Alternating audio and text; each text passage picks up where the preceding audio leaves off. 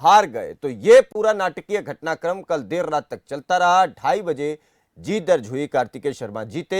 कृष्णलाल पवार जो है भारतीय जनता पार्टी के कैंडिडेट, वो जीते। अजय माकन बड़े नेता हैं, दिग्गज नेता हैं, उनको हाईकमान के निर्देश पर हरियाणा से चुनाव में भेजा गया था और राज्यसभा भेजने की तैयारी हो रही थी, लेकिन नहीं जीत पाए। अब इसके बाद कई राजनीतिक घटनाक्रम होंगे, लेकिन जीत के बाद मुख्यमंत्री मनोहर लाल ने क्या कुछ कहा, एक बार वो आपको सुनवाते हैं। इस बार की हरियाणा प्रांत से 2 राज्यसभा की सीटें रिक्त हुई थी और जिनका चुनाव अभी अब तो ये कल कहेंगे कि कल 10 तारीख को हुआ था, आज 11 तारीख हो गई है। और इस चुनाव में सभी 90 की 90 संख्या का गणित तो आपको मालूम ही है।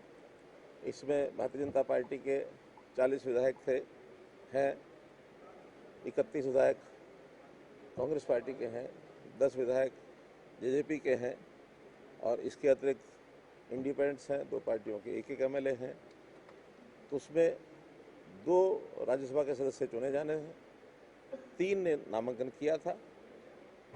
तो उसके लिए मैं ऐसे सब विधायकों का जिन्होंने भारतीय जनता पार्टी के कैंडिडेट श्री कृष्ण पवार जी और हमारे इंडिपेंडेंट कैंडिडेट श्री कार्तिकेय शर्मा जी, इन दोनों को चुना है और सफलता दिलाई है, ऐसे सभी विधायकों को मैं हृदय से धन्यवाद देता हूं। और ये एक प्रकार की हरियाणा की जनता की जीत है, लोकतंत्र की जीत है। मैं आशा करता हूं कि दोनों हमारे नए राज्यसभा के सदस्य राज्यसभा में जाकर के हरियाणा के हितों की पूरी चिंता करेंगे और हरियाणा के बारे में जो भी विषय है केंद्र सरकार के नाते से वहाँ सदन में उठाने की बात करेंगे। हरियाणा की जनता का इसमें लाभ होगा। मैं पुनः जिन विधायकों ने भी हमें समर्थन दिया है, और आज तो समर्थन दिया या नहीं दिया, 90 के 90 विधायकों को मैं आज बधाई देता हूँ, शुभकामना देता हूँ। देखिए, बहुत खुला वोट दिया उन्होंने और अपने अंतरात्मा की आवाज़ से दिया। उन्होंने कुछ छुपा के नहीं दिया और निश्चित रूप से मैं कह सकता हूँ कि उनकी ज़रूर आस्था मोदी जी के, केंद्र की सरकार के जो नीतियाँ हैं, जो उपलब्धियाँ हैं, जो हमारी विचारधारा है, उससे प्रभावित होकर के ही किया होगा। उन्होंने इस बात की भी चिंता नहीं की कि कांग्रेस पार्टी उनके साथ क्या करेगी, लेकिन यही होता है कि राष्ट्रीय विचार के साथ जुड़ने का एक अवसर अपनी अंतरात्मा के हिसाब से उन्होंने वोट दिया। उनको भी मैं अपनी ओर से बहुत धन्यवाद करता हूँ। सर, अनुपात क्या रहा है जो दूसरी सीट पे चुनाव था कार्तिकेय शर्मा जी और उनके बीच में, अजय माकन जी के बीच में, अनुपात क्या रहा है सर? देखिए, इसका एक गणित होता है। एक कैंडिडेट ने वोट डाला नहीं और कांग्रेस के एक कैंडिडेट का वोट खारिज हुआ। कुल स्ट्रेंथ 88 रह गई। तो 88 में 1/3 से जो ऊपर आ जाएंगे वो 2 चुने जाएंगे, जो 1/3 से नीचे रह जाएंगे वो हार जाएंगे। तो 88 का 1/3 बनता है 29.34। तो 29.34 वोटों से दोनों ही फर्स्ट प्रेफरेंस और सेकंड प्रेफरेंस मिला करके हमारे दोनों कैंडिडेट रहे, जबकि कांग्रेस के 29 ही मेंबर रहे। इसलिए वो इतने ही मार्जिन से हारे हैं और इतने ही मार्जिन से हमारे दोनों कैंडिडेट जीते हैं। हुआ क्योंकि हमारे जो पोलिंग एजेंट, जो काउंटिंग एजेंट बैठे थे, उन्होंने मुझे बताया है, हमारे सामने तो हुआ नहीं, लेकिन उन्होंने कहा कि एक बार कहीं उनको गणित ऐसा ध्यान में आया कि कांग्रेस का कैंडिडेट जीत गया है, उन्होंने 12 के डिक्लेयर भी किया, लेकिन वास्तविक गिनती जब सब हुई सामने, उनको लगा कि हार गए हैं, तो उन्होंने रिकाउंटिंग की डिमांड भी की। हालांकि रिकाउंटिंग के लिए लिख के उन्होंने नहीं दिया। ये हमारे जो पोलिंग एजेंट हैं, जो काउंटिंग एजेंट हैं, ये उनकी उदारता है। उन्होंने कहा ठीक है, अगर आपको लगता है कि दोबारा करा सकते हैं, क्योंकि बहुत कम संख्या 88-89 वोट ही थे। तो 89 वोट को गिनने में दोबारा 10 मिनट का समय लगता है, कुछ ज़्यादा नहीं लगता है। तो दोबारा गिना, तो जो पहले गिनती थी वही दोबारा हुई, उसमें कहीं कोई अंतर नहीं। खेल को खेल की भावना से देखना चाहिए। राज्यसभा का चुनाव का स्वागत था, आपने इसमें कुछ खेला हो गया जो एक वोट रद्द हुई कांग्रेस की? देखिए, अभी कांग्रेस के वोटर कौन रद्द हुआ इसके बारे में हमको मालूम नहीं है। हाँ, हमें मालूम नहीं है। और लेकिन मुझे लगता है कि कांग्रेस के लोग अपने आप ही बता देंगे, क्योंकि हर पार्टी के एमएलए का जो वोट है वो उनका एजेंट देखता है।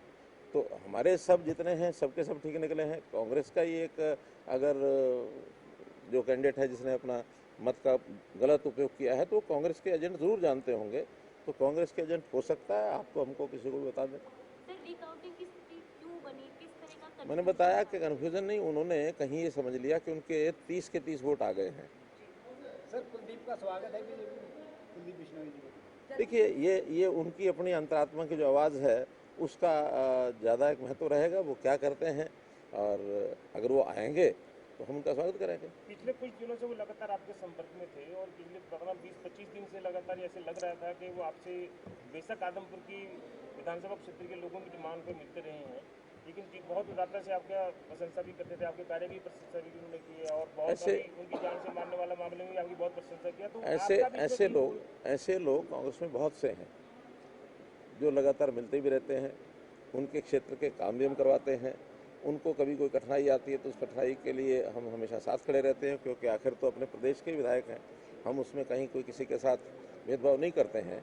तो इसलिए ये विषय कहना कि भी हाँ केवल वो मिलते थे, और बहुत मिलते हैं, लेकिन उनका भी स्वागत है सबका, हुड्डा साहब का भी स्वागत है। सर कांग्रेस का एक वोट जो खारिज हुआ है उसका कहीं ना कहीं सीधे तौर पर फायदा भी मिला है। एक हफ्ते से ज्यादा समय लगभग कांग्रेस के विधायकों को ट्रेनिंग दी गई, लेकिन उसके बाद भी छोटी छोटी जो टेक्निकल गलतियां थी उनका ध्यान नहीं रखा। बस टेक्निकल ट्रेनिंग जो होती है उसका एक अंतर होता है।